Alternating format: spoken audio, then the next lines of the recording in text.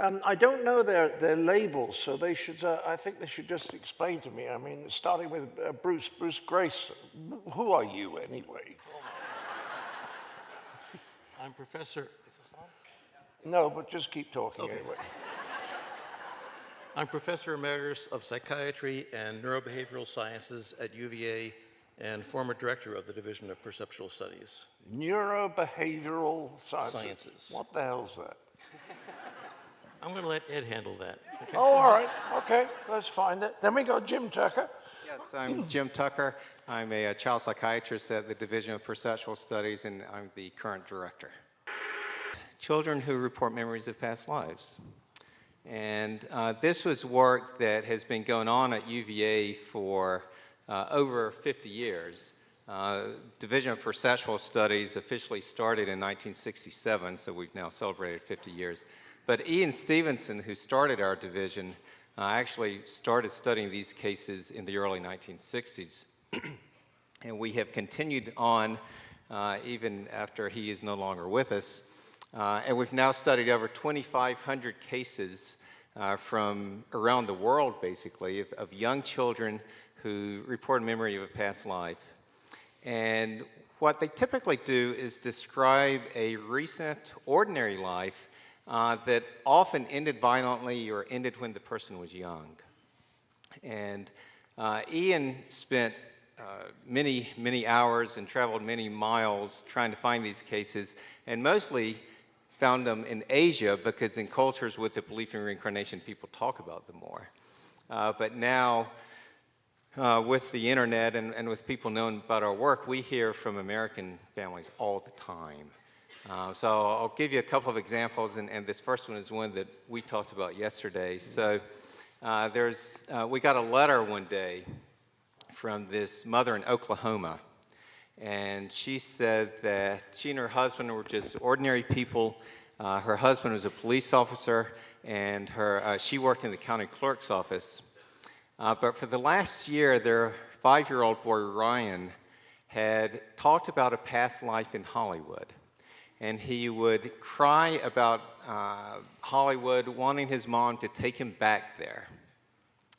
So to try to help him kind of process this stuff, she decided to go to the public library and check out some books on Hollywood. And they were looking through one day when they came to a picture from an old movie called Night After Night. And Ryan pointed to one of the men in the picture and said, "Hey, Mama, that's George. We did a picture together." And he pointed to another one of the men and said, "And Mama, that's me. I found me."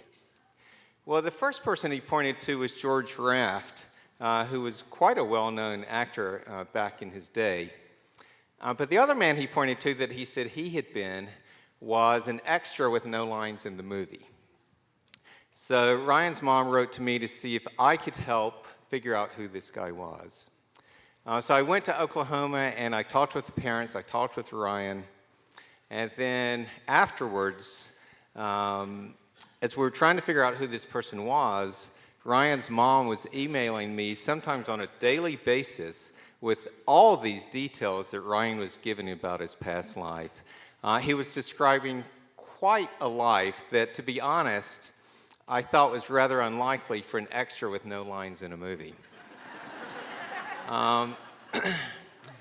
Eventually, with the help of a Hollywood archivist, we were able to figure out who this guy was. This archivist, she went to the library of the Academy of Motion Picture Arts and Sciences, got all the materials on the movie Night After Night, and there was one picture that included an identification of this guy, and he was a fellow named Marty Martin, who died in 1964. It turned out that Marty Martin did have quite a life. So Ryan said how he had danced on stage in New York, and Marty Martin danced on Broadway. Ryan said he then went to Hollywood and worked in the movies, which Marty Martin did, mostly working on dancing in movies. He said that he then worked for an agency, and Marty Martin started a successful talent agency. In fact, Ryan said it was an agency where people changed their names, and then Marty Martin worked at a talent agency. Ryan said how he had seen the world from big boats and talked about visiting Paris. Marty Martin and his wife went to Europe on the Queen Mary, and we have pictures of them in Paris.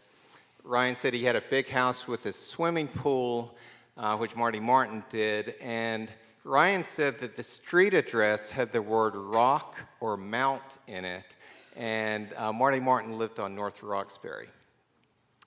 Ryan also said one time that he didn't understand why God would let you get to be 61 and then make you come back again as a baby. Which is sort of an interesting philosophical question on its own, but